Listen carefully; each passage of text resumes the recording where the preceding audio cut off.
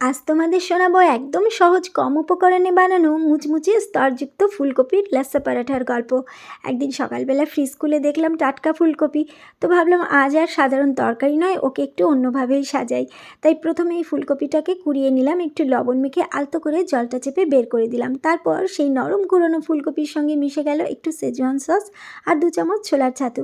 খুব বেশি মশলা নয়, শুধু হালকা ঝাঁঝ আর স্বাদের টান। মিশ্রণটা একপাশে রেখে আমি নরম করে আটা মেখে নিলাম, আর এদিকে ধনিয়া পুদিনার চাটনিও বানিয়ে নিলাম। ছোট ছোট লেচি কেটে গোল রুটি বেলে নিলাম।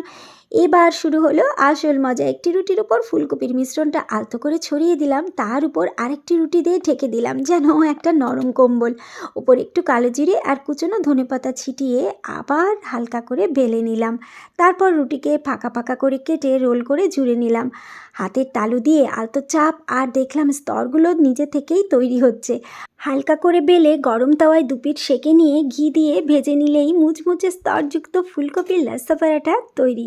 প্রতিটি কামড়ে ফুলকপির নরম স্বাদ, সেজুয়ানের হালকা ঝাঁঝ, আর পাশে যদি থাকে ধনিয়া পুদিনার চাটনি, তাহলে তো কথাই নেই। এইভাবেই খুব সহজ উপকরণে অল্প সময়ে বানিয়ে ফেললাম আজকের গল্পের নায়ক ফুলকপির লাচ্ছা পরাঠা।